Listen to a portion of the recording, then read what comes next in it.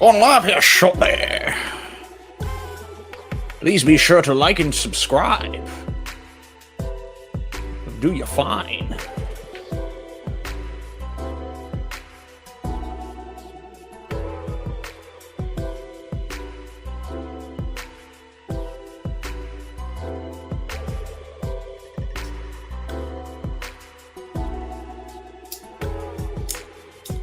Let's set the mood with some candles. If you haven't done so yet, be sure to do so. That way we can get nice and funky.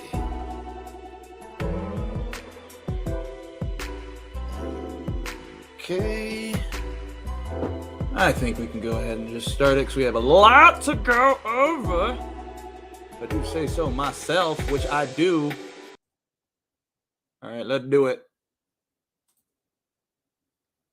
In 5, 4, 3, 2, opening.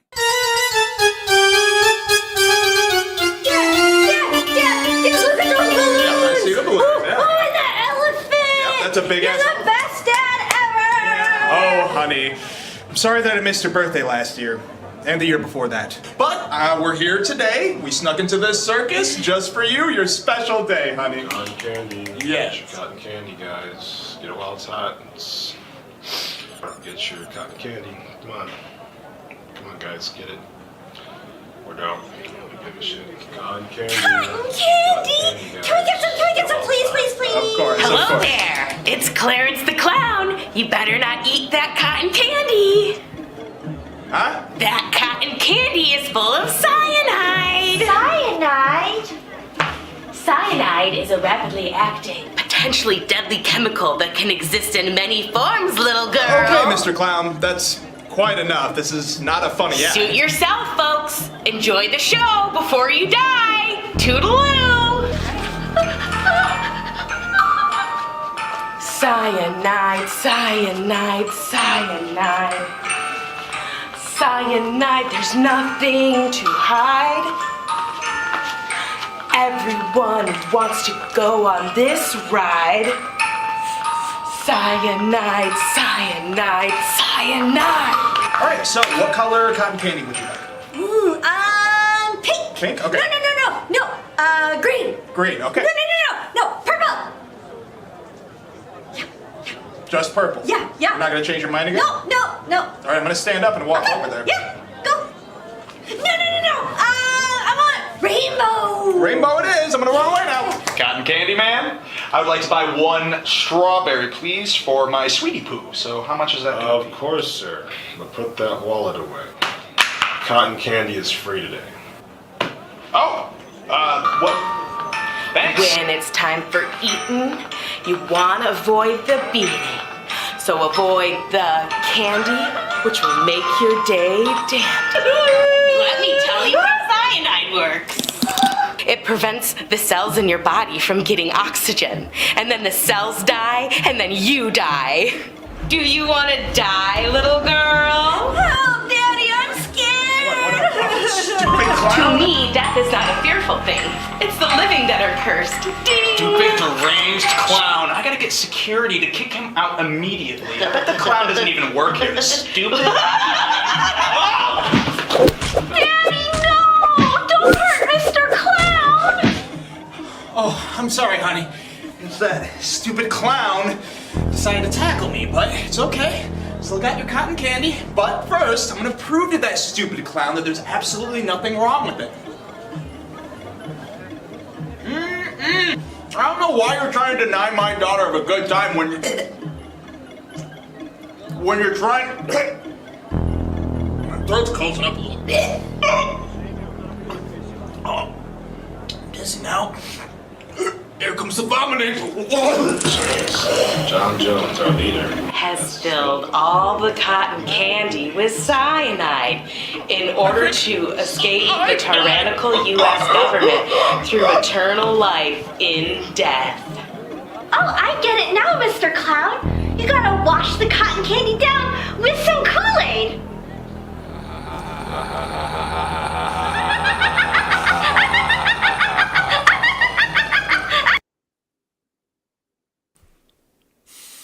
These are my concessions. Boom, pch, boom, boom, ch, boom, pch, boom, boom. Ah, boom, pch, boom, boom, ch, boom, boom, boom, boom, boom. Hello, and welcome back to Popcorn Poppin' Live on a Monday, which is very silly. I just didn't do it yesterday. Why? I could make up excuses, but I'll just say the truth. I was playing video games. That's it. Video games are fun now, and I'm starting to get addicted to them. May get a graphics card and start twitching because not many great movies have been out lately, and that is the reason why we're not going over any particular film tonight, but the Golden Globe nominations have been announced, so we might as well talk a little bit about that. We're not going to go over each nomination, but first, what is the show, you may ask? You don't have time to figure out which movie to You don't have time to figure out which movie to stream, what show to binge, and whether you should go out to see this or that on the big screen. There's too much content in the world, and you can't be wasting your time. So let me be the time waster for you by watching all that looks vaguely interesting and advise you on what's poppin' and what ain't. Tonight, we'll be going over the Golden Globe Best Movie nominations. We're not going to go over actors, just like best movies when it comes to best drama, best comedy or musical, a little bit over the animated ones and best box office achievements. And we'll also be going over very briefly on the television shows that have been nominated. And we'll also talk a little bit about The Family Plan, because that's the only new movie I watched this weekend. It was a slow weekend. But first, let's talk about news. Sad news, sadly. We lost Andre Braugher earlier this last week, I guess. Apparently it was lung cancer. If you don't know his work, you probably know him from Brooklyn Nine-Nine as Captain Holt. He was perfect casting for that as well. I never knew he could be that funny. Like, I've seen him have funny moments on mostly drama shows. I've never seen him in a comedy, I don't think. I'm looking at his IMDb night right now. But I knew him from, he was in the beginning of The Mist. He was in the grocery store. Most older people may know him from Homicide: Life on the Streets, which I've never watched, but that was basically what's it called? Formula show. What's it called? Where each episode, like Law and Order, basically. What is that kind of show called? I should know this. Anyways, I also remember him from Poseidon. I did watch the miniseries Thief. That was very, very good. That's how I really know him. I remember that show very well. And he's been in a bunch of other things, but RIP to Captain Holt. Also, we lost James McCaffrey. I wouldn't have known him if it weren't for the fact, and I'm probably mispronouncing his name, but I wouldn't have known him if it weren't for the fact that I watched Rescue Me, because that's what I really know him from. You may know him from being the voice of Max Payne. So RIP Max Payne. And I actually don't know anything else he was in. I think he did a small role in Max Payne. Oh, he's in a few episodes of Suits too. Anyways, he has passed. So let's move on. There's one more death, sadly, and that was Jonathan Majors' career. If you haven't heard, there's been Majors' development today as he has been found guilty in the trial. And the only reason I'm bringing this up, I don't like bringing up real shit, because this is a controversial subject, but the news is in. He's guilty. Same day, MCU officially dropped him. So we will not have this Kang the Conqueror anyway. So we'll see how that goes. I don't think they announced anything else except for he's officially let go. I understand completely. Removing from what happened in real life, removing what we learned today, being inside the MCU world. This sucks. Now, I do understand that a lot of people want things to just reset because they're not liking this multiverse saga. Hey, I'm not loving it either. But I will say, just like Kevin Spacey was a great fucking actor, you can't really say otherwise. In fact, if anything, because he got away with the shit that he did, he's probably the best actor you've ever known. Jokes aside, Jonathan Majors, great fucking actor. Maybe a terrible human being. Maybe it was some really, really bad, toxic relationship. Then again, apparently other people have come forward. I'm not here to talk about that. The one thing I will say is he was great as Kang the Conqueror. I was very excited to see where they're going to go with that, especially as a fan of Ant-Man 3. I liked seeing that final scene, even though it was really wild and kooky. I was excited to see Majors play all these different variations of a villain that we've been waiting so long on. Will they recast him? I don't think that they will. Should they? Yeah, just do it. Personally, I want them to finish the story that they tried to tell and then kept like redoing the plans of what they were going to do. I think MCU was prepared for this to happen because that's why they put a halt on a bunch of productions and decided that they're only releasing one movie next year, and they're trying to space out how much MCU shit there's going to be in the universe. So I think that they will have a plan. Whether or not that plan will work, I have no fucking idea. I don't believe in MCU as much as I used to, but I'm sure they'll try to figure out something. But a lot of people online say, hey, just get fucking, what's his name? Dr. Doom. That would be great, but I would rather him have his own saga, not just filling in for Kang. We will see what will happen, but yes, Jonathan Majors is gone. What else is new? The One Piece anime remake? I don't know anything about One Piece, but Netflix has announced that they're making a remake of the animated series in a more anime form. I don't know. I don't understand why they're doing this, but oh well, I do understand why. Moolah baby. Once they came out that live action show, everyone was talking One Piece, One Piece, One Piece. I'm not that big of a fan. I hear that the live action adaptation is actually a very good adaptation of the anime, which is very rare, specifically with Netflix. Death Note, it still has a bad taste in my mouth. However, apparently this live action one is good. I watched about One Piece wise, I've watched maybe 20 episodes when it first came out when I was younger, and I was like, I can't get into this. I'm not a big anime guy. If it's a gajillion episodes long, I'm not going to watch it. This show, I just couldn't get into it. But if you're a fan of the anime or you just want to give it a shot, check out the live action version on Netflix and be prepared because they're doing another anime coming out soon. Curb Your Enthusiasm. February 4th is when the new season starts, and that will be the final season. I remember when he came out with, I want to say it was season 8 or 9, where you thought he was going to die at the end. And I was like, this is a perfect final season. And I thought it was the final season because each year he says, I think it was my last one. I think it was my last one. But he thoroughly enjoys the show. I'm okay with the next season being the last. If there's anything that last season was an indication of, is that Larry David's old now. Don't get me wrong. People age, whatever. He's still hilarious, and the show is still excellent. It's weird how you can have an old white Jewish guy still be able to not only hold on to a show for 12 seasons in 2023, but also touch on hot topics as an old white Jewish man and still be hilarious. Like, he touches on Me Too and et cetera, et cetera.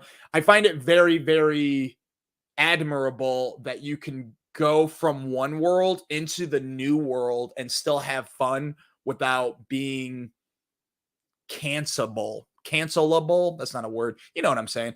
He's an artist. If you haven't watched the show, fucking watch it. It's from the creator of Seinfeld, playing a fictional version of himself, and a lot of cameos in the show as well. Jeff Garlin is excellent in it, and of course, why can't I remember his name? That's so terrible. His name. The fuck? I can do this. I can't do this. I forgot his goddamn name. That's terrible. I always want to say Novak, but it's not Novak. JB Smoove. I kept wanting to say BJ Novak, and it's JB Smoove. All right, I'm a little less angry at myself.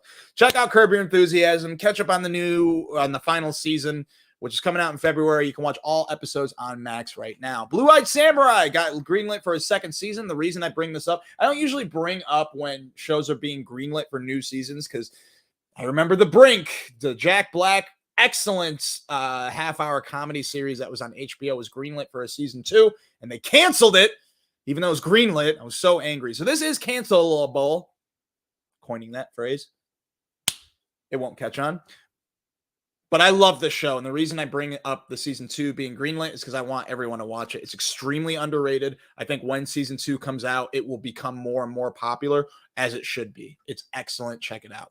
Platonic. I love this show too. It's with Seth Rogen and Rose Byrne, and it's hilarious. It's not. I mean, it's got some drama shit, but it's about two old best friends that try to reconnect. She's married, and he's still trying to live the young lifestyle in his middle age. And there seems to be something there, but they never really cross the line. But the way the season unravels, you are like, I wonder if anything will ever happen. I'm not, but you're not watching it for that. You're actually watching it to watch them do hijinks. I love Seth Rogen. I love him. But Rose Byrne, I'm in love with Rose Byrne. But she's also fucking hilarious. She's excellent at drama, which is how I was introduced to her through Damages. But she's actually really good comedic actress as well.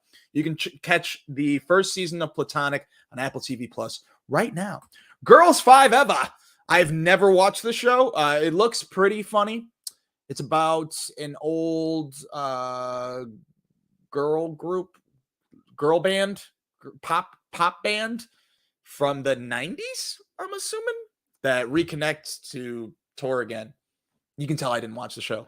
The reason I bring this up is because apparently I didn't read into this because I put all this together very recently. So I didn't have time to do research. But I'm guessing it got canceled on Peacock and then Netflix picked it up, or they had a deal with Peacock. But I think if you go from Peacock to Netflix, that's a good thing. That means you're getting more audience members to watch, because I think more people have Netflix than Peacock. But anyways, the first 2 seasons are on Peacock. Maybe they're now on Netflix. I'm actually not sure. But season 3 will be on Netflix, so that's kind of cool. Good for them. I've heard funny things. Death Stranding, the video game, will be made into a film, which I think that they announced like before the video game even came out. I've never played this game. It's so fucky. It's very strange. It doesn't look like a fun game to play. It really doesn't. But I watch a shit ton of cutscenes. The game does not make sense. But I would like to watch a film adaptation of it, and they're in cahoots with A24. If you don't know A24, you should look them up. They do some cool stuff. The first thing I always think of is The Witch, or The Unbearable Weight of Massive Talent, or Everything Everywhere All at Once. They're an excellent studio. It's interesting because a lot of, I would say, more younger, like hipster type of people, including myself, I do go, ooh, A24? Maybe the movie will be good. But a lot of people that don't know shit about movies, and that sounds really pompous for me to say, because who thinks I know shit about movies just because I watch a lot of them? It doesn't mean anything. However, I personally find it funny when people go, ooh, an A24 movie? What's it about? They're in... If they heard what it was about and they didn't find it interesting, and someone went, it's A24, they'd be like, ooh, maybe I would see it. And I find that really fascinating, because today I don't think anyone gives a fuck if it's a Universal movie or an MGM movie or a Sony movie. I think they care about the movie and who's in it.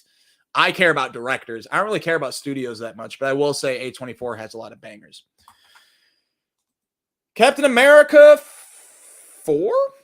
Yeah, Brave New World. It hires Matthew Orton to repen the script, and additional shooting is planned for mid-2024, which is next year if you didn't know. I've heard bad things about this movie. I heard that they were basically done with filming, and I'm not sure about this. At least whatever they did with filming, they watched it and they didn't like what they saw, so they wanted to redo a bunch of shit. And plus, MCU in general is trying to like shuffle around a bunch of things. So it's hard to say if, it's actually any good.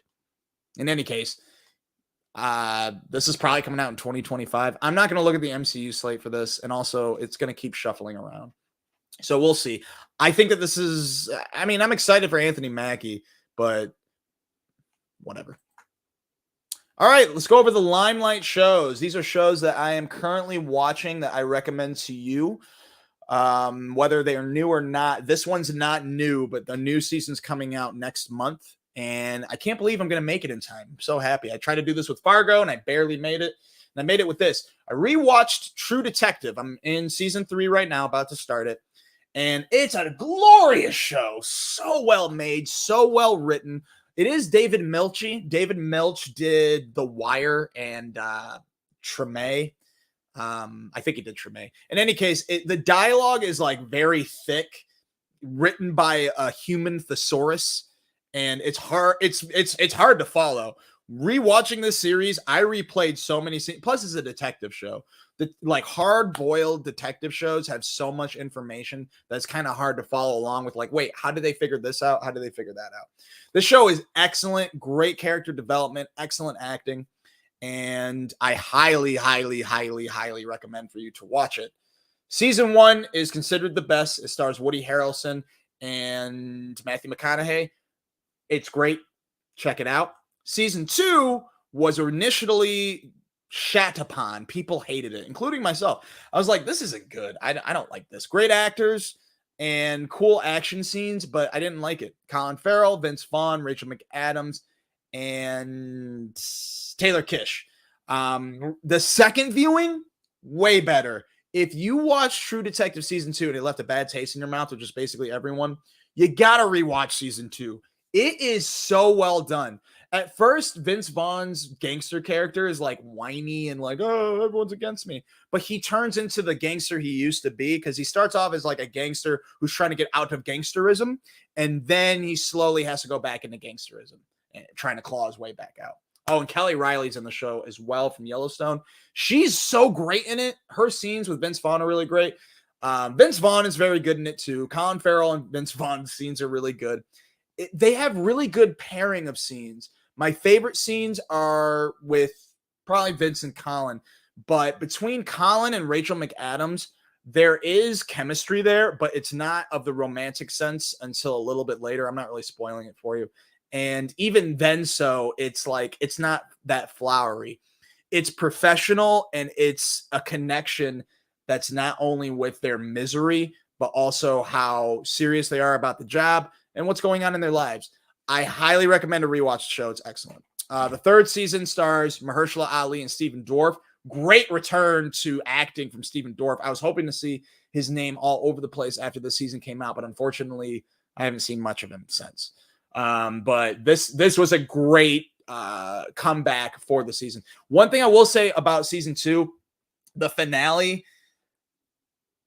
you know, art is subjective, but I will say the finale was garbage. I thought it was terrible. They did a lot of like, it was like an MCU ending. Like, let's have these two fall in love. Let's have this person get shot 1,000 times. I did not like the ending. Maybe I liked the last scene, but I did not like that last episode. I thought it was very. It seemed like the writer had his script taken from him by a Hollywood writer, and I just wasn't a fan. Anyways, season 3 is excellent from start to finish. The only thing I didn't like, and this is not a spoiler, is what the mystery is very like, oh, really? It's just that? And that's a cool way to trick the audience. Anyways, True Detective, you can watch all the seasons on Max right now. Catch up right now before the new season called True Detective Night Country, which is done by someone new.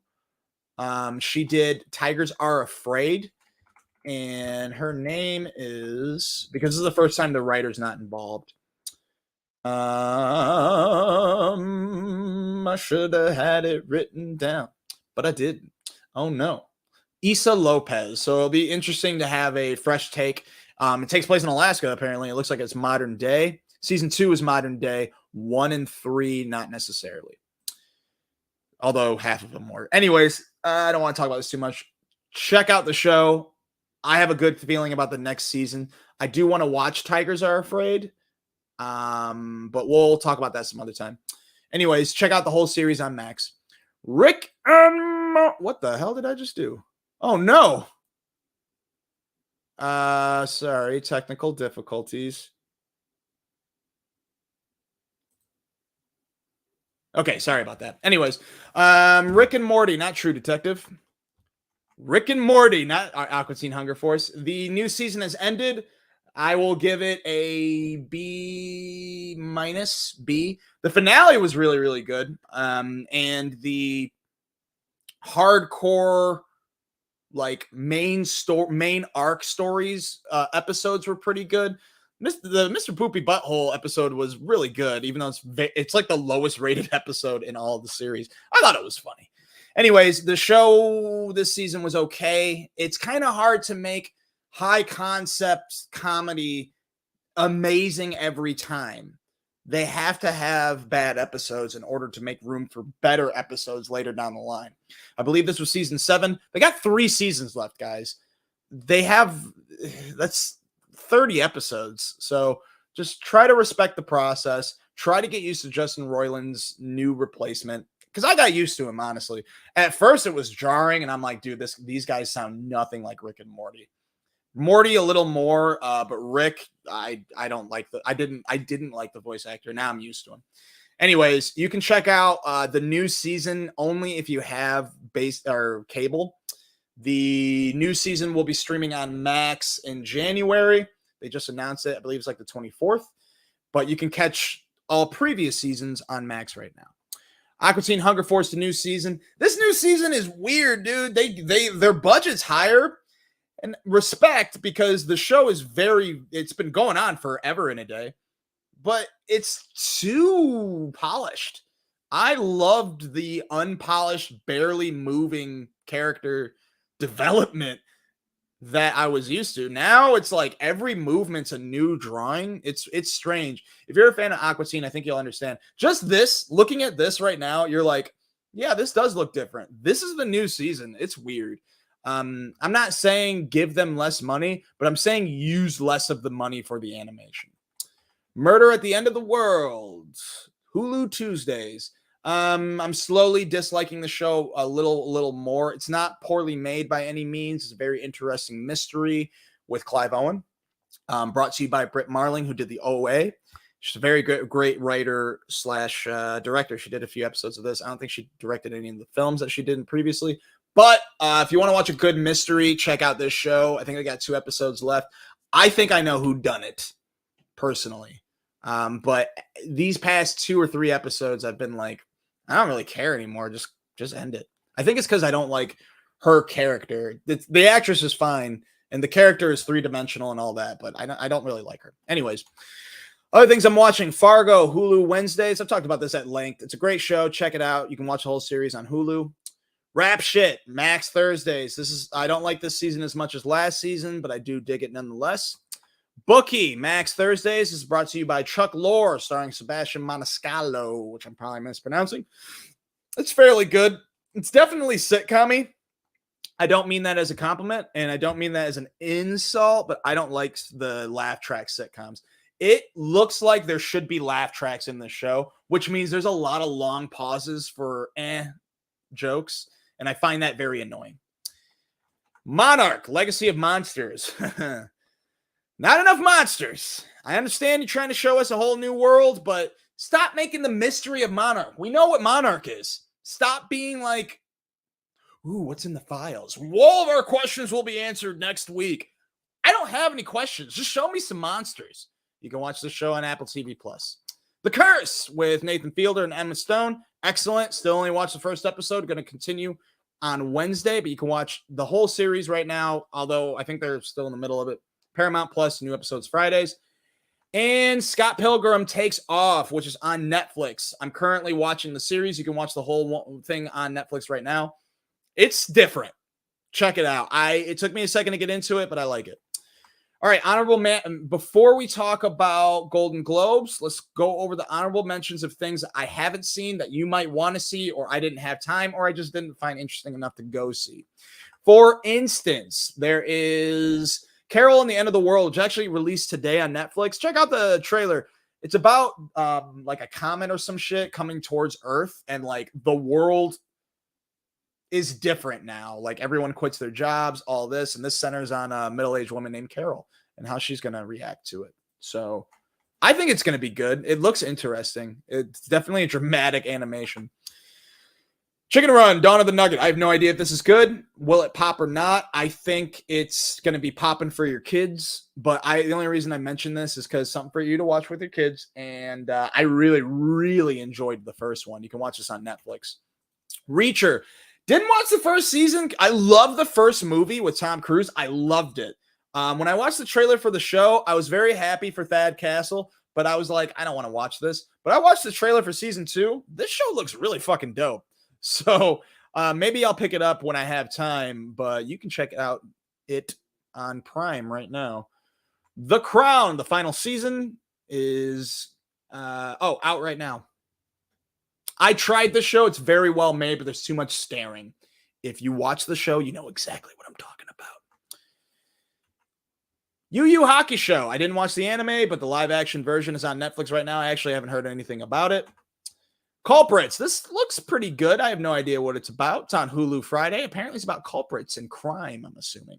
The whole season, I don't know if it's like a mini series or a season, is on Hulu right now.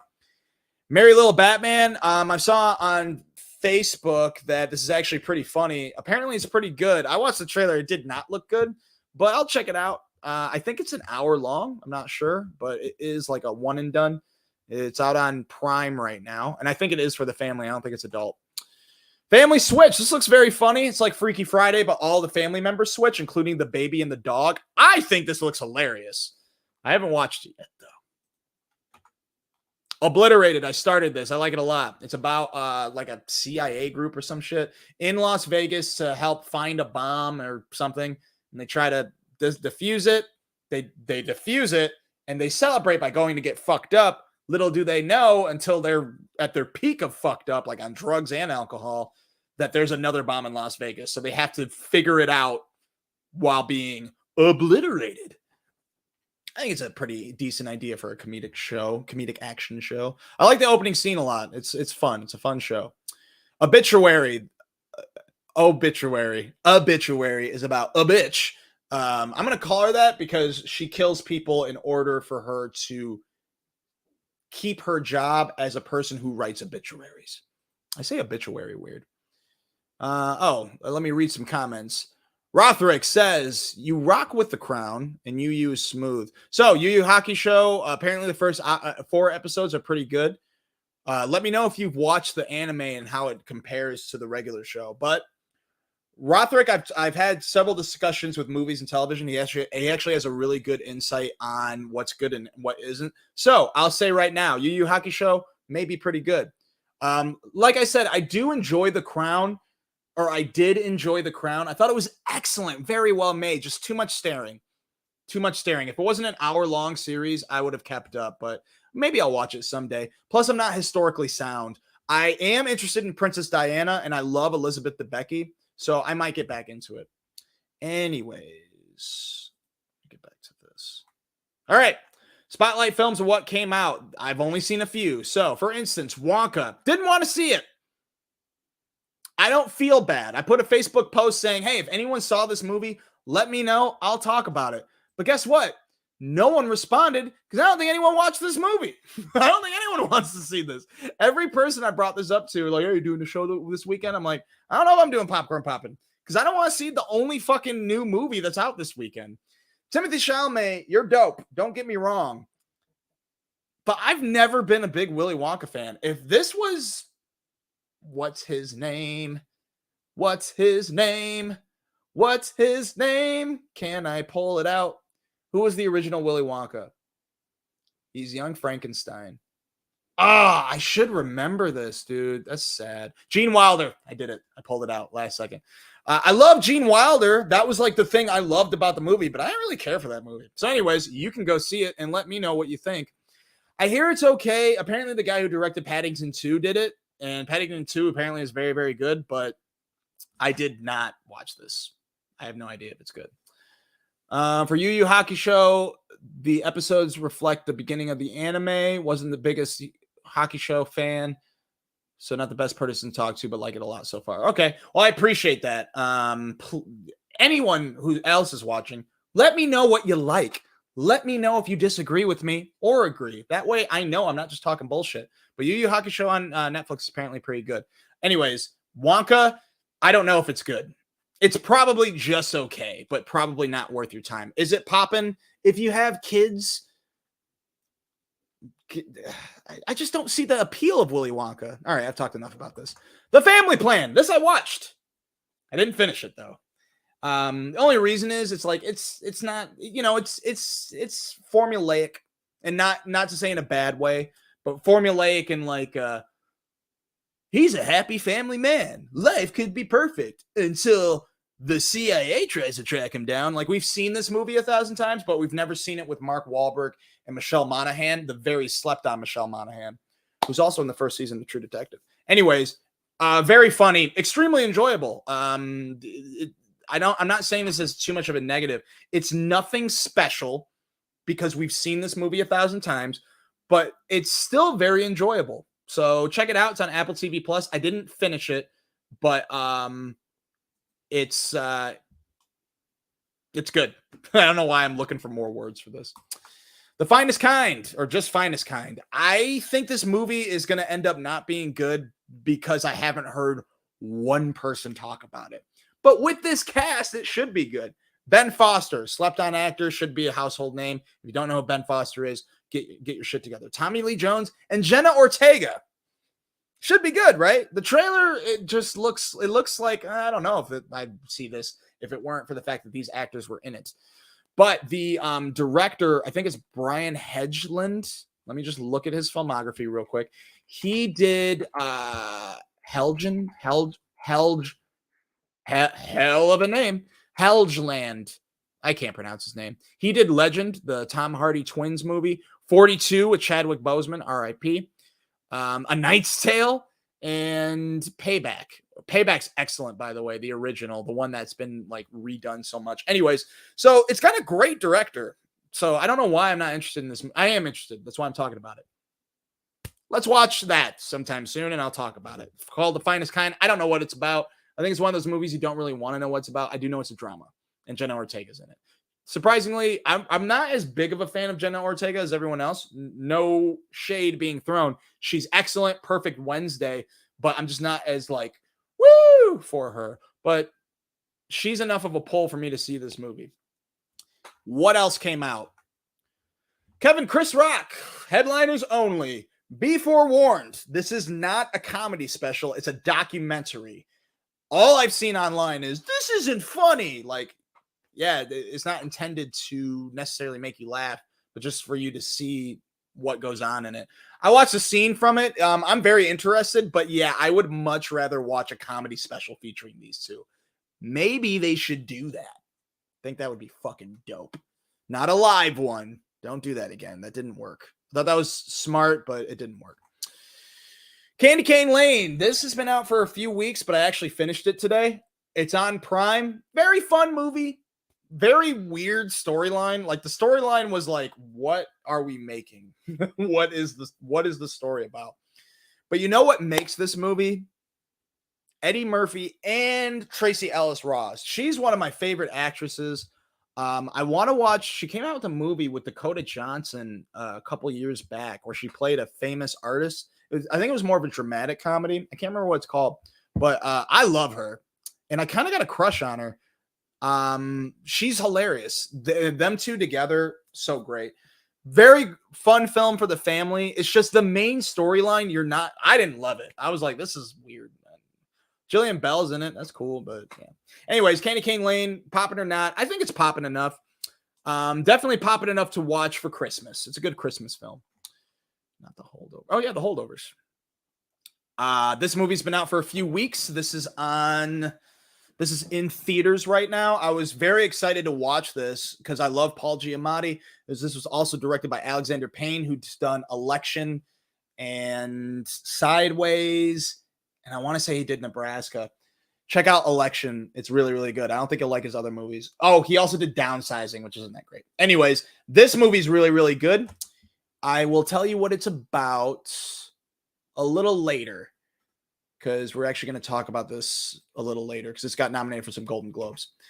And the other new movie I watched this weekend, Dream Scenario with Nicolas Cage. This Dream Scenario with Nicolas Cage. This was a joy. It's about a phenomenon that happens where a very normal, boring guy with a family is appearing in other people's dreams, and no one can figure out why. The movie is not about why, but about this guy. And for instance, it's not like it is kind of a worldwide phenomenon, but it's not everyone. It's kind of like a disease in a way. Like it's not everyone that dreams about him, but it's a lot of people. And at first he does nothing, and then he does stuff in people's dreams, and he's the centerfold of it. And like I said, he's a boring guy, and he likes the fame. His wife, played by Juliette Nicholson. I want to give her credit because she's an excellent actress. Nicholson. Julianne. Damn it, Tommy.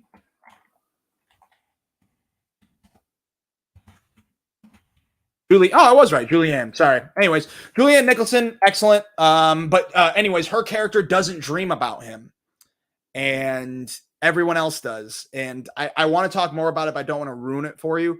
But I will say the reason she's not dreaming about him is because she's already living her dream with him, and he wants to step in the outside.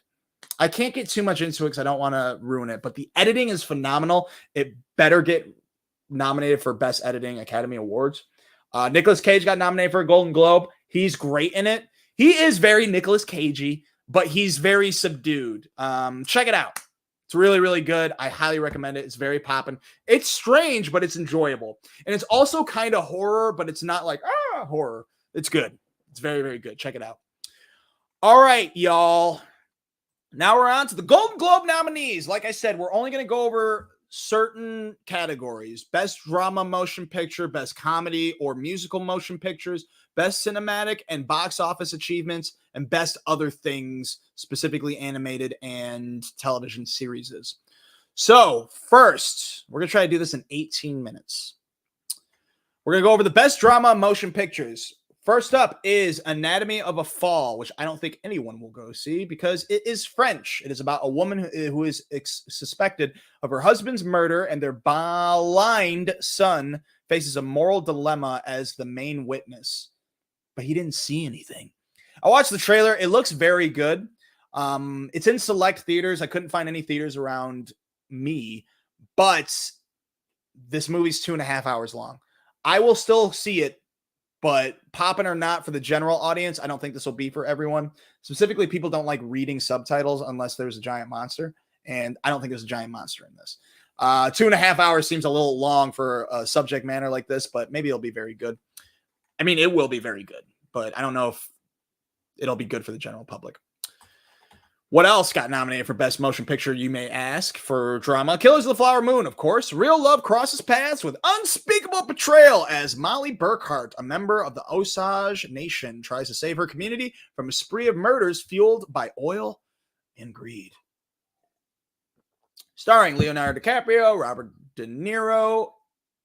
I don't know her name, but let's give her flowers because she is glorious in it. I think she got nominated. I don't have the list here. Lily Gladstone. But the poppin' or not, it is poppin'. Watch it. It's a perfect time to watch it because you can rent it. Being in movie theaters for it's 3 hours. Being in movie theaters for 3 hours, it's 3.5 hours. Being in a movie theater for 3.5 hours for a non-MCU movie, I think puts people off a lot. But if you love Scorsese, you're gonna fucking love this movie. I loved it. I thought it was excellent. It's very enjoyable. The story's wild, man. Very good. Interesting point of view where you think it's going to be this and it ends up being something else. I definitely could see 45 minutes being able to be cut out of this film, but I loved every second of it. I thought it was excellent. Very well made movie. I hope it wins. Do I pick it? Let's find out. You can rent it. I think it's in select theaters as well. Maestro.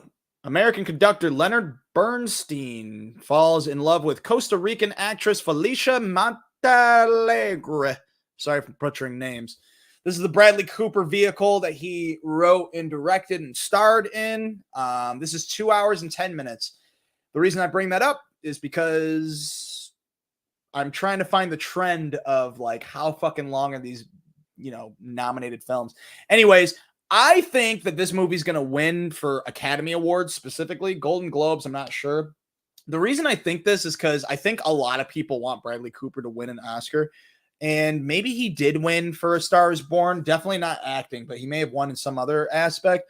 But it seems like the world really wants him to win an Oscar. Why, you ask? Because this movie was produced by Todd Phillips, a very well-known Academy Award, I want to say winning director. He did In the Bedroom, May, December, which we'll talk about in a little bit. But this was also produced by Martin Scorsese and Steven Spielberg. Like, those are three heavy-hitting directors that are producing a movie. To me, that's Hollywood saying, Bradley, you're gonna get your statue for this one. I think. Anyways, how can you see it, you may ask? It is in select theaters right now, but just wait till Netflix Wednesday, because it's coming out on Netflix Wednesday.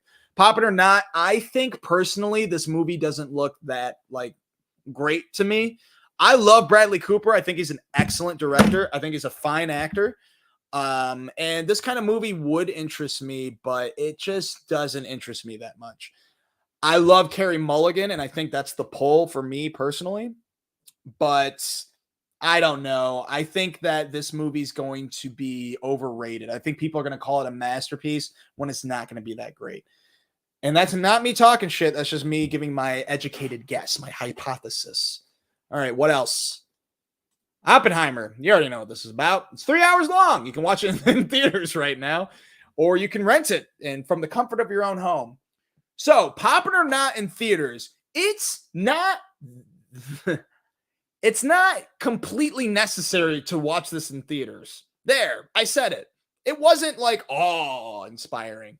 Sure, when the bomb goes off, it looks cool, and it's cool that they did it with like conventional filmmaking and yada yada yada. But I'm not gonna lie, this movie is not that great. I think it tells a very great story. I think Christopher Nolan's a genius. Cillian Murphy kills it. All the actors kill it. Robert Downey Jr. kills it. Emily Blunt kills it. She's so fucking great in this movie. Florence Pugh. I could go on and on and on. It's not a bad movie. I also talked about this at length before. I'm not historically sound, and I just didn't think this was that great. Also, it was very weird that they didn't show one aspect of people in Hiroshima, maybe some Japanese people, like how they experienced this.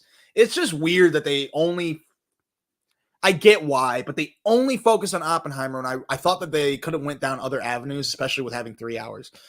Anyways, pop it or not, it's a great film, but I say it with rolling eyes because I think it's overrated. I really, really do. I'm not saying it's bad, and I'm not saying it shouldn't have been nominated. In fact, besides, so far, the only movie I've seen that we've gone over is Killers of the Flower Moon. Definitely should be in here, and Oppenheimer should be in here. It's just not that fucking great. Be the judge for yourself and see it. What else? Oh, we got more stuff. Rothrick, check it out. You'll love it. If you like Scorsese anyway. And yeah, definitely a slow burn. I have to look past my camera. I kind of had a vision about Hiroshima, but not enough to really sell it. Yeah, I know. And I get that you want to stick with one safe avenue, and that's like we only want to talk about the aspect of what this human being went through, not what the world went through necessarily. So I get that's why. But it's really strange. Like even Flags of Our Fathers had letters from Iwo Jima, which also the latter was better than the former. Anyways, it's still great and everything, but you know. Anyway, if I say anyways one more time, you're allowed to block me. Past Lives with Greta Lee. Nora and Hai Sung, sorry if I'm mispronouncing that character's name, two deeply connected childhood friends are apart after rest apart. I don't know what the hell that means. After Nora's family immigrates from South Korea, decades later, they are reunited for one fateful week as they confront destiny, love, and the choices that make a life. I really wish I just would have paraphrased it. Basically, these two fell in love as kids, and they found each other through Facebook way later, but she's married, and he's not. And he's in love with her. And she's very happily married, but it is kind of like a what was the life that could have been. Very beautiful story. Greta Lee is excellent. So good. usually in comedy, but this is a dramatic role and she kills it. There is a lot of this, a lot of staring, but it's done in a very artistic way, in a very human connected way. I did love it to a certain degree. It is boring because will they do anything? I'll give you a hint. If they do anything, it doesn't happen till the very end. Their final interaction is very well done. Very well done. Poppin' or not, for the general audience, I don't think, generally speaking, you'll like it. But I do see why it was nominated, and I'm happy it's nominated. I hope she got nominated. I don't have the list in front of me, but hopefully so. You can check this hour and 45-minute long movie starring Greta Lee, who you may know from Sisters, Morning Show, Russian Doll, and High Maintenance, on streaming devices where you can rent the movie for $5. It's just $5. If you want a romance, not a rom-com, if you want like an artistic romance that discovers the human emotion and all that shit, I recommend it. Otherwise, you don't have to watch it. Except for Greta Lee. I love you, Greta Lee. Finally, for the best drama motion picture, Zone of Interest. I want to see this movie so bad. This is about a Nazi commandant who tries to build a dream life for his family near the Auschwitz concentration camp. So it's hard to find a picture of what we're seeing right now, but it is paradise in like an acre. I don't know measurements, but it's paradise, except for Auschwitz right outside the fucking wall, dude. If you watch the trailer, they don't reveal much except like shots, and it looks, I think generally speaking, it looks boring, but I think it looks really fucking good. Crazy. I don't know if this is based on a true story or what, because like, did Holocaust really happen? Just kidding. Probably not a good time to make that joke. I think this looks really, really good. I think this looks fascinating. The guy who made it, Jonathan Glazer, did Under the Skin, Birth, and Sexy Beast. I didn't see Birth. Under the Skin, I only liked for one or two aspects with Scarlett Johansson. And Sexy Beast is really, really good. Under the Skin was a well-made, artful film, but like I'll never watch it again. And I fast-forwarded through a lot of scenes. It's very, very artsy. The Zone of Interest is an hour and 45 minutes long. It's in theaters, but I can't find it. There's some sites that saying February. There's a lot of sites saying, no, it's in theaters, but I can't find it around me. So we may have to wait until like Oscar season, specifically like February, to watch this film. Poppin' or not, I think this movie is going to be very, very good. I think it's going to be a very slow burn though. I don't think the general audience is going to enjoy it. I think it looks really, really good to me though. And they don't reveal much in that trailer. All right, now we're on to Best Comedy or Musical Motion Picture nominees. I think I'm having a stroke. Air, directed by Ben Affleck, Sonny Vaccaro, and Nike pursue basketball rookie Michael Jordan, creating a partnership that revolutionizes the world of sports and contemporary culture. This movie's an hour and 52 minutes long. I've talked about it before. It's a fun movie. It's interesting. It's not like one of the best movies ever. I do see why it was nominated. Chris Tucker's great in it. Viola Davis is fucking Viola Davis. You can't ever point out a bad Viola Davis movie. Ben Affleck's really good. He plays kind of a douchey character. And I know it's based off of a real guy, so hopefully that guy doesn't come for me. Matt Damon's great. Jason Bateman's great. It's just, it's exactly what I just told you. It's a fine film. Poppin' or not, I think the general audience will find it interesting how how Air Jordan came about, but it's not a necessity to go see it. But I do recommend watching it. You can watch it right now on Prime. American Fiction, I'm very excited for this movie. Monk is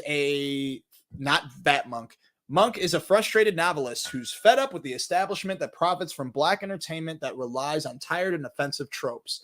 To prove his point, he uses a pen name to write an outlandish black book of his own, a book that propels him to the heart of hypocrisy and the madness he claims to disdain. That was a really long explanation. Poppin' or not, this movie looks really, really great. Jeffrey Wright, it's a comedy with very heavy subject matter. Issa Rae's in it too. I love her. I love you know. This is in select theaters and but I can't find any theaters around. It's supposed to be in a wider rollout of movie theaters this weekend, but I'm not seeing any around me, sadly. So we might have to wait to watch this. Hopefully I'm wrong. Hopefully. Let's move over here. Okay, that's better. Pop it or not, I think this movie is going to be great. I think it's a great idea for a film. Check out the trailer online, and hopefully we can see it soon. All right, I got 5 minutes before Instagram cuts me off. Barbie, you already know what it's about. It's 2 hours. If you don't want to see this for females, see it for Ryan Gosling because he's fucking great in it. He's so good in it. I rewatched it, and it definitely deserves to be nominated. I think it deserves to be nominated for Best Picture, honestly. It's so well made, and it's an artist, Greta Gerwig, the artist, playing with dolls on screen to make a very compelling story. It's really fucking well made. Margot Robbie is so excellent in it too. Visually speaking, it's fucking spectacular. It's just really heavy-handed, and it's supposed to be. It's supposed to be about exactly what you think it's supposed to be about. It's just, I had to pause it, and I'm gonna watch the rest later because it's heavy-handed, but it's very, very, very well made. Hopefully I didn't upset anyone from saying that, but it's heavy-handed. But it's great. It's very enjoyable, very funny. The Holdovers, I talked about that, but in case you're wondering what the movie's about, a curmudgeon of an instructor at a New England prep school remains on campus during Christmas break to babysit a handful of students with nowhere to go. He soon forms an unlikely bond with a brainy but damaged troublemaker and with the school's head cook, a woman who just lost a son in the Vietnam War. That is played by Divine Joy Randolph, who you may have seen in, what is that movie? Only Murders in the Building. Very funny in Only Murders. Very great in this dramatic role. This is a comedy, but she's got a very heavy, hard role. And sadly, I went to the bathroom for probably her biggest scene, but she did fucking phenomenal. Paul Giamatti is a god, and he deserves an award for this as well. Fun movie. Have fun watching them switch his wonky eye back and forth throughout the film. It's dope. Pop it or not, very poppin'. I actually recommend this to not everyone, but I recommend it, especially if you like Alexander Payne. This is in theaters right now. It's 2 hours and 15 minutes long. Now, May, December. Oh, there's two more. Okay, sorry about that. May, December. Not a comedy. It's not a comedy. It's not a comedy. I don't know why this is here. Check it out online. Everyone's questioning why this movie's on there. Definitely some hands were shaken to get award recognition for this film. It's a very well-made film, an extremely uncomfortable film, but a very well-made film nonetheless. It's not a comedy. 20 years after the notorious tabloid romance, a married couple buckle under the pressure when a Hollywood actress meets them to do research for a film about their past. Julianne Moore plays the tabloid woman. She was famous at 35 for fucking a 13 or 14-year-old boy. She went to prison, and she found out whilst in prison that she was pregnant with that 13-year-old boy's kid. And now her and him are married. He never grew up, and she doesn't see anything wrong with it. Natalie Portman plays an actress who's trying to get into character and learn about Julianne Moore and try to figure out if she can nail the character. And it's weird. It's uncomfortable, but it's very well made. I didn't love the ending, but it sufficed for sure. And there are comedic scenes, but it's not a comedy, guys. It's not. Natalie Portman, it's weird because Natalie Portman is sexy in it, but what she's being sexy for is troublesome. Julianne Moore is awesome as usual. Awards all around. The person who plays the 13-year-old kid that became an adult, I call him Mini Jason Momoa. I don't know his real name, but he looks exactly like Jason Momoa. And Mini's a bad word because he's still huge. That actor is very good in it too. I think he deserves to be nominated. Poppin' or not, I actually recommend a lot of people to watch this. It's just be aware the subject matter is about Julianne Moore fucking a 13-year-old back in the day.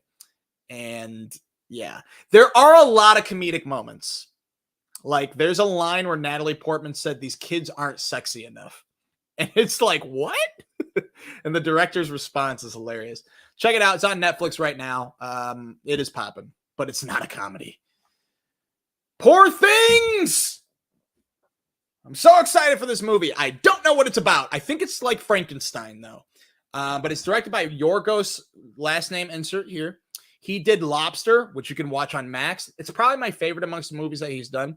The Favorite, which is excellent. You can rent that. Killing of a Sacred Deal is heavy, but it's so well made, but I don't recommend it to everyone because it's like, it's uncomfortable and not in a good way. That's on Netflix right now. And he also did probably most famously Dogtooth, which I watched when I was younger and I wasn't that big of a fan of, but I do want to rewatch it. You can rent that. Anyways, this has Emma Stone, Mark Ruffalo, Willem Dafoe, probably some other people I'm forgetting. I'm not going to tell you what it's about because I don't know what it's about and I don't want to ruin that. Do not ruin it for me. I'm very, very excited for this film. We can watch it. Let me see if I'm disconnected from Instagram. No, I am still on Instagram. Okay. All right. I don't know why it says it disconnects you. Sorry, that's new for me. Anyways, what was I talking about? Oh, Poor Things. I'm very excited for this movie. It comes out next weekend. Or this weekend, Thursday. It comes out Thursday. Pop it or not, I think it's going to be dope. Check out the trailer. I've watched bits of it, and it's a weird trailer, and I'm so excited.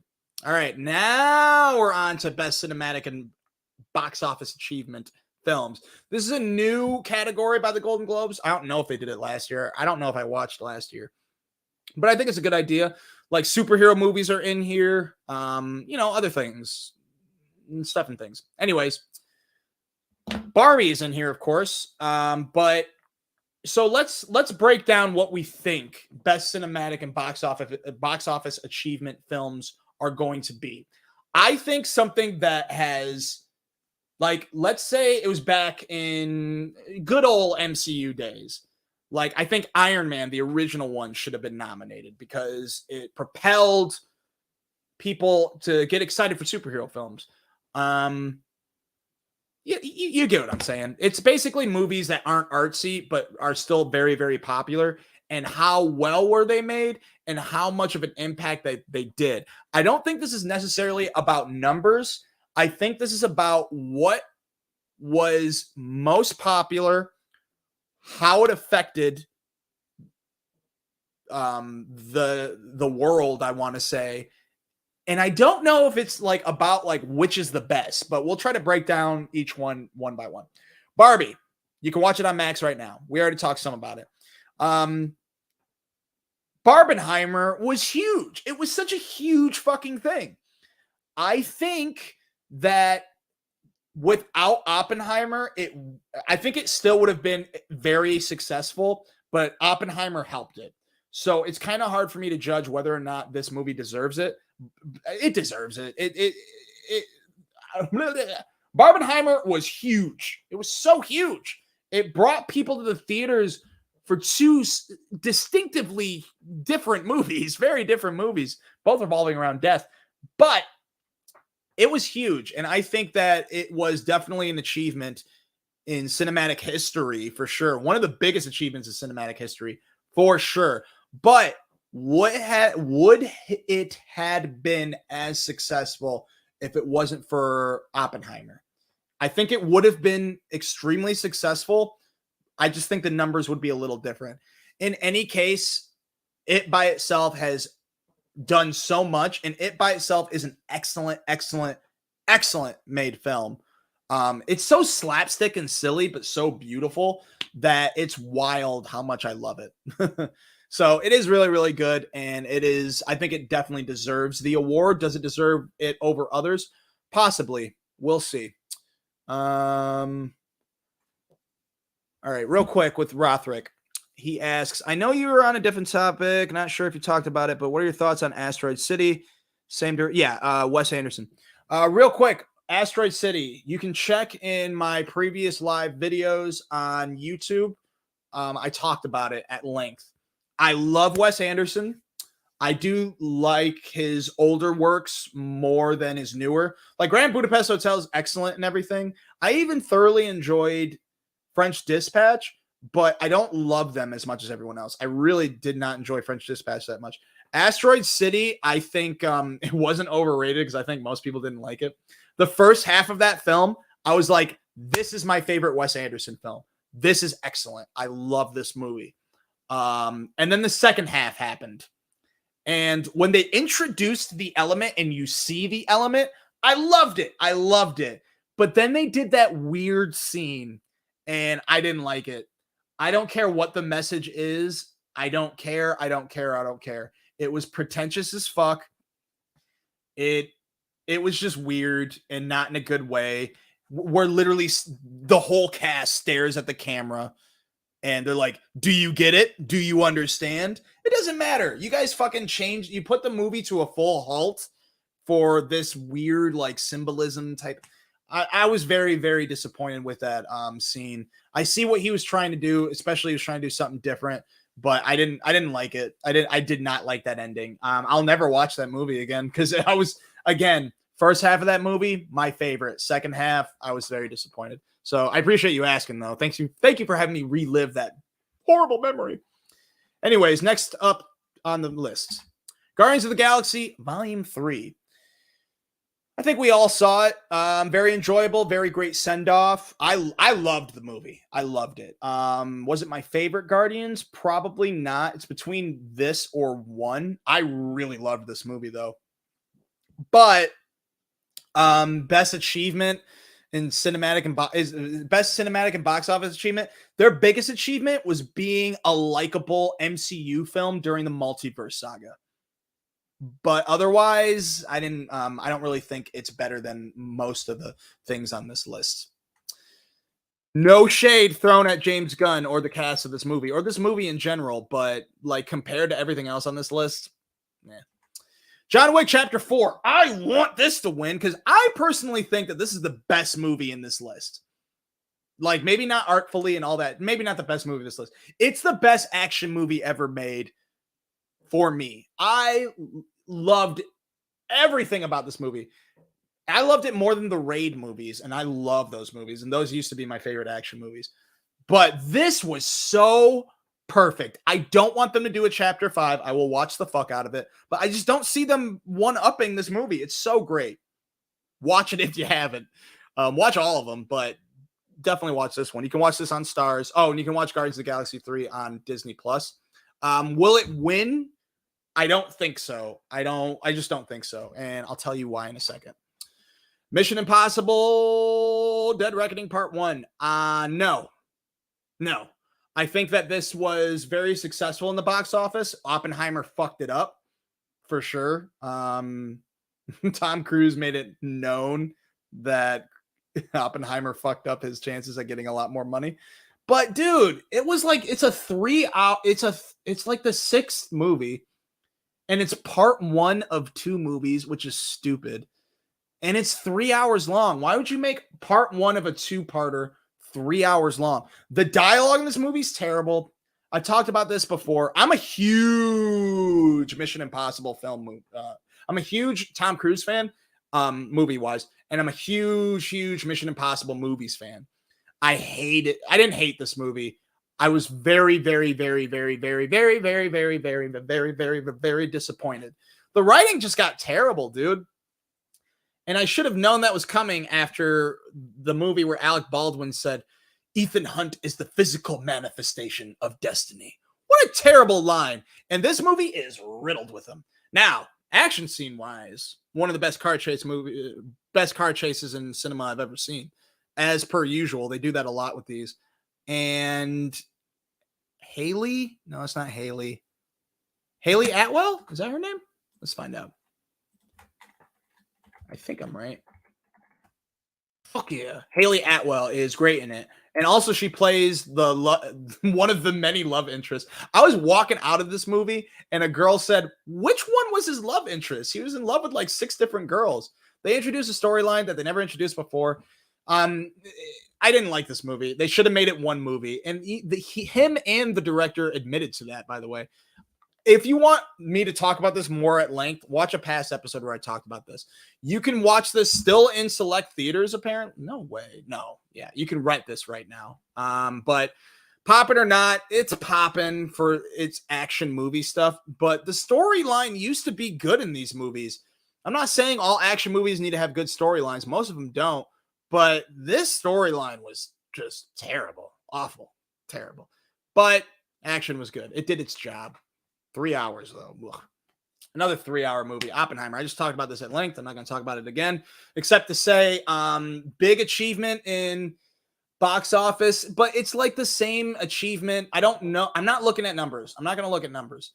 I know it was very successful, especially for a rated R film. Just wasn't that great. But everyone loved it.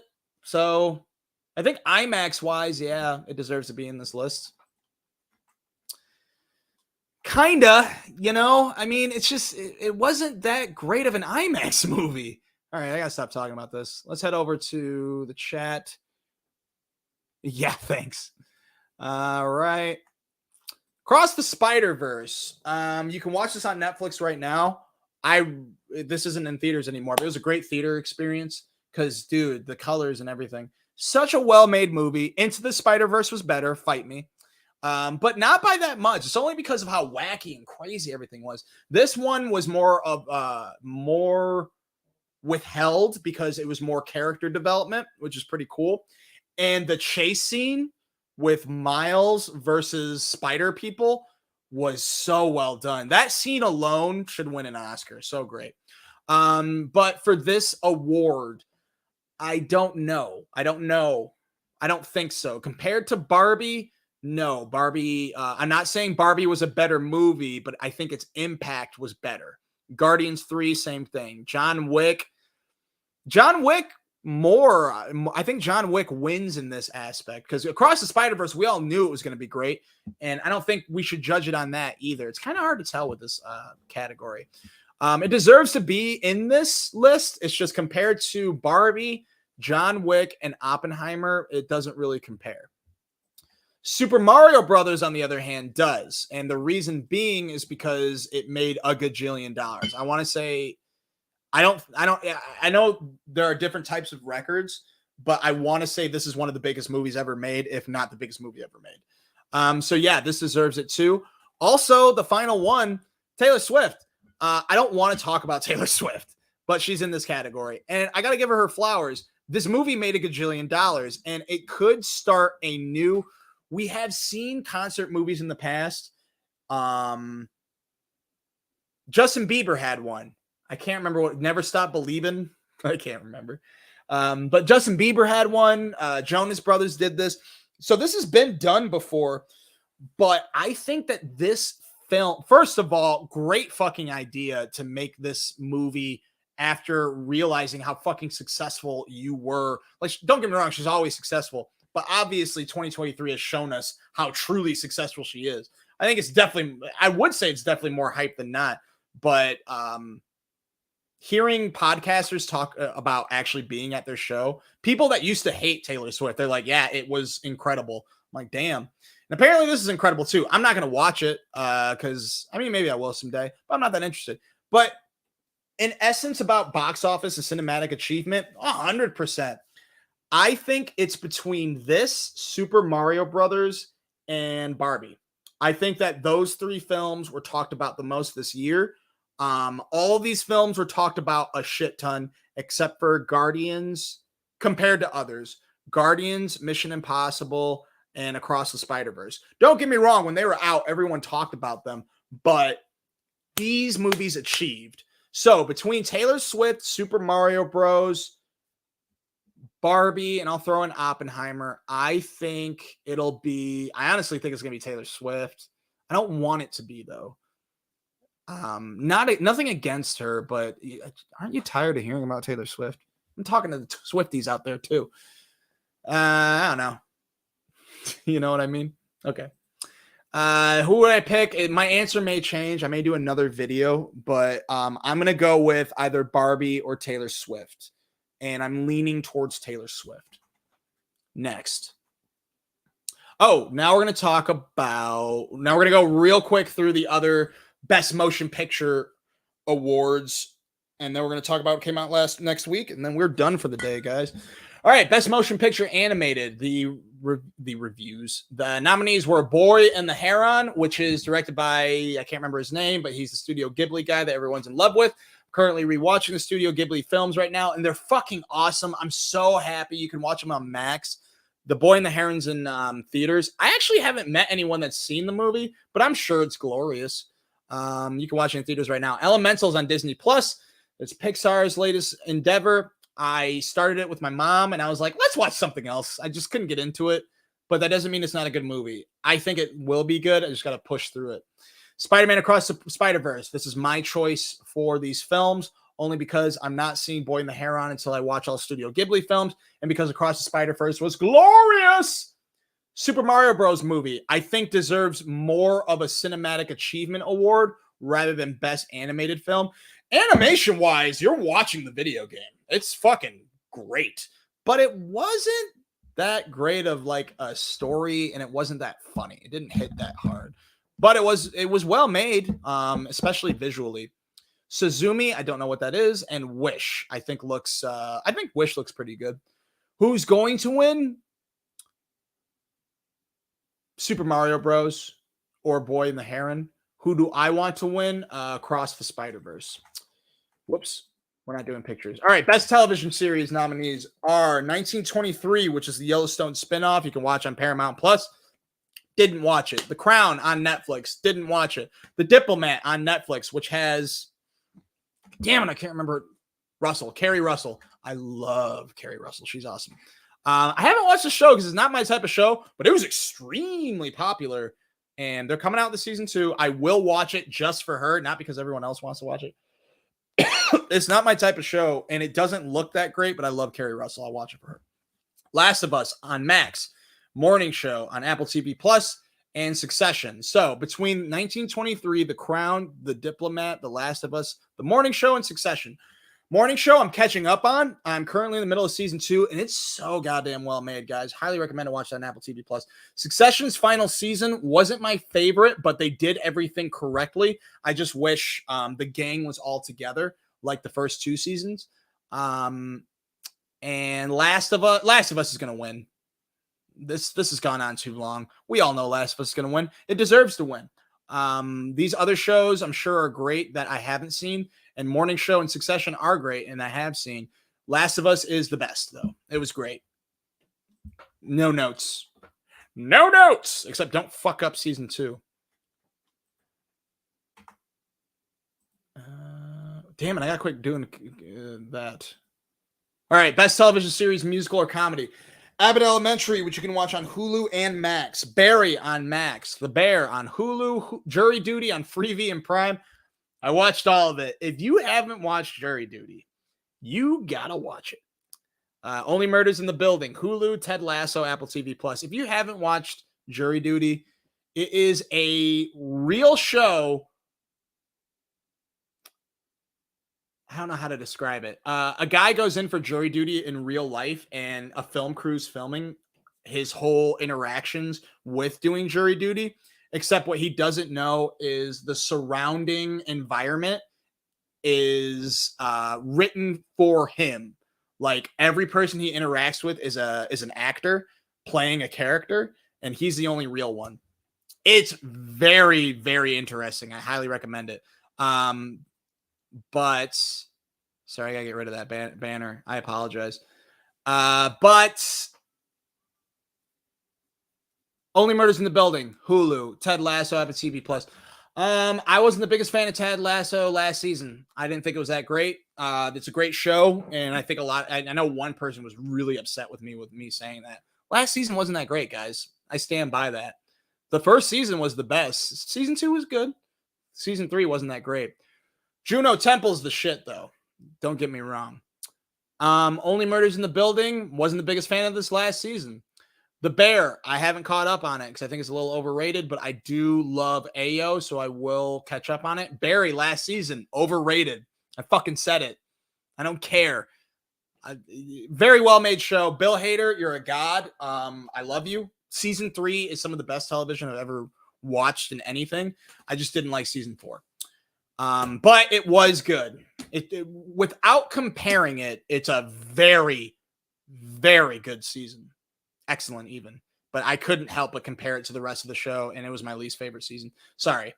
Abbott Elementary is awesome. I have a hard time with sitcom-y shit. I really do.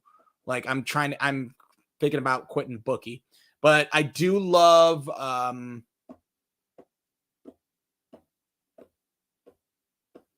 Quinta Brunson. I love Quinta Brunson. She's the reason I'm a little pissed off at Black Lady Sketch Show. She wasn't on it anymore.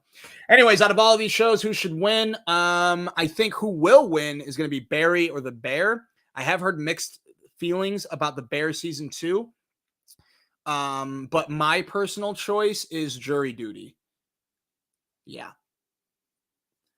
Ted Lasso might win because it was their final season. Only Murders, I don't think will win. Except Meryl Streep was in it. Jury Duty has a very good shot. The Bear is probably going to win. Barry. I think Barry's going to win.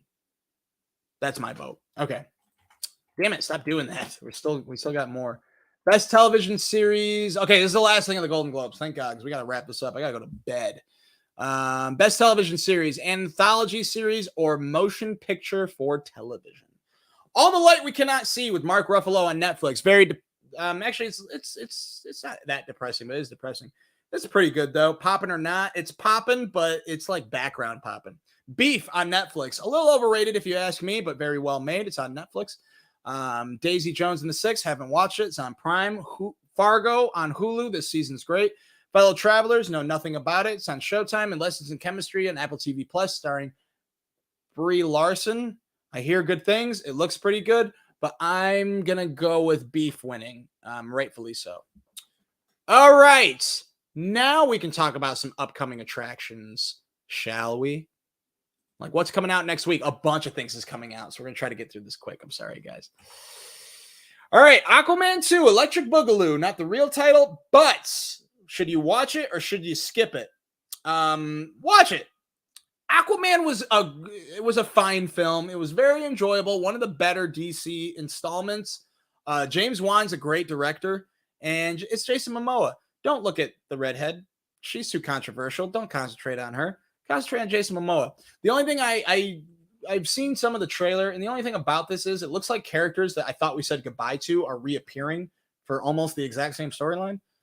So I don't know. Will it pop? I think it will pop, but be aware this is the last movie of the DC universe right now. James Gunn. This is the last one before James Gunn's universe starts next year. So I'm very excited to see how they're going to close it out. But by itself, I'm excited.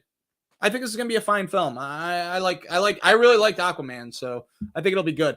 This is coming out Thursday, and we will be talking about it. I will go see it, I promise. Poor Things. We talked about this at length. Poor Things. We talked about this at length. Sorry, I had a little thing. I'm very excited. This is coming out Thursday. I not know what this is about. Stars Emma Stone. Stars Mark Ruffalo. Willem Dafoe. It's going to be great, guys. Just trust me. Check out the trailer. It's going to be weird, but it's going to be great. It's coming out Thursday. American Fiction, which is, I don't know if this is in theaters around us, and I really want to watch it. I talked about this earlier, but basically a writer who happens to be black and does not like stereotypes and is noticing that other novelists that are writing about their hood upbringing, and even though he's an established maybe he's not established. He's not a famous writer. He's not a successful writer. He's writing about intellectual shit, but he decides to, I want to say, take on a persona and acts like he's writing about being hood and all that shit. And it's an interesting, I don't know how to describe it. An interesting conversation on stereotypes, being yourself. I only watched the trailer once and I tried not to pay attention to it. So it's really hard for me to form an opinion of what kind of film this is going to be, but it looks really good. Jeffrey Wright's Jeffrey Wright. So I think that should be enough. And Issa Rae's in this. Migration. Weird that I bring this up. I haven't been excited for an animated movie in a while besides like Across the Spider-Verse. I think that's it. I think this looks very enjoyable. You know, every time I've seen a movie with someone and this preview has come up, people are like, oh, this looks stupid. I think it looks pretty good. Kamal Nanjiani, I'm pronouncing your name wrong, is the main voice actor. Awkwafina's in it, of course. But it's about them migrating, I want to say to Hawaii, but they get lost in New York. I think it looks like a good movie. I don't really have anything else to say. If you want to take your kids to a movie this weekend and you don't want to see Aquaman, this is a fine choice, I think. I think it will pop. We'll see. I don't know if I'm going to see it this weekend because there's a lot of other things in theaters. But this is what I'm fourth more excited about coming out this weekend. Or fifth, sorry. There's more coming out this weekend, guys. Iron Claw, I'm sure the wrestling fans are very excited about. It's based off of a real wrestling family that I have no idea about. That guy in the middle is from A Murder at the End of the World, also from Triangle of Sadness. The guy on the right's The Bear, and the guy on the left, Zac Efron. I think you guys know him. This is coming out Thursday.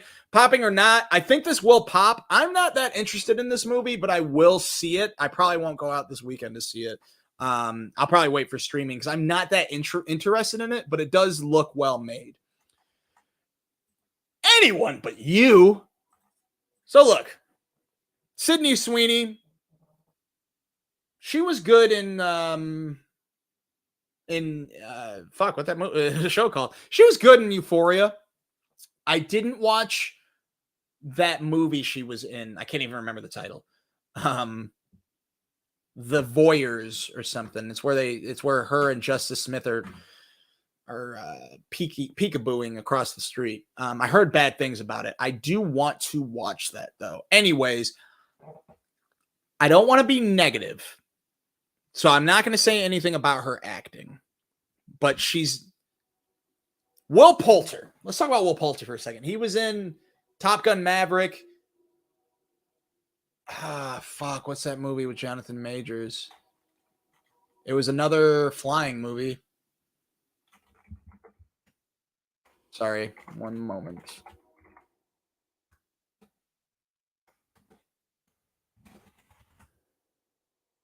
Devotion, great film. I highly recommend watching Will Poulter in Top Gun Maverick, which is great, and Devotion, which is actually a great film, not just great action scenes. He plays two extremely different characters, but both fly. So, objectively speaking, very attractive dude. Sydney Sweeney, one of the hottest women in the world. I think I'm gonna stick with that. One of the hottest white women in the world. Let's be for real. I mean, look at them. Look at them. They look amazing. But this is a rom-com, and these two have not done comedy. I don't think this movie is going to be good. I saw the trailer. It does not look good, but they look good. They look fucking amazing. She looks really good, and I really want to see it for carnal reasons. But it doesn't look like a funny movie at all. It does not. It looks like we've seen this movie 1,000 times. I like rom-coms, but this does not look good. My point is, for bringing this up, is first of all, it comes out in theaters Thursday. They have to act like they're in a relationship, but they really hate each other. We've seen it a gajillion times. Check out the trailer, guys. It doesn't look good. But it was directed by Will Gluck, who's done specifically Fired Up, which I love. If you haven't seen Fired Up, check out Fired Up. It is one of the best comedies I've ever watched. He also did Friends with Benefits, which was okay. Easy A, which was awesome. I didn't see Peter Rabbit, and I didn't see Annie. But Fired Up and Easy A are excellent. And they're the only reasons that I will watch this movie. Will I watch it in theaters? Probably not, unless I find out it's really good. You can be the judge of yourself by seeing it in theaters Thursday. What else is coming out in theaters is All of Us Strangers, which is a romance between two males with Andrew Scott and Paul Mescal. Which I know he came out with a movie. He was nominated for an Academy Award, I want to say, for a movie that I didn't watch that I do want to watch. I haven't seen any movie with Paul, but I have seen Andrew Scott. Andrew Scott's an excellent actor. This doesn't look like my type of film.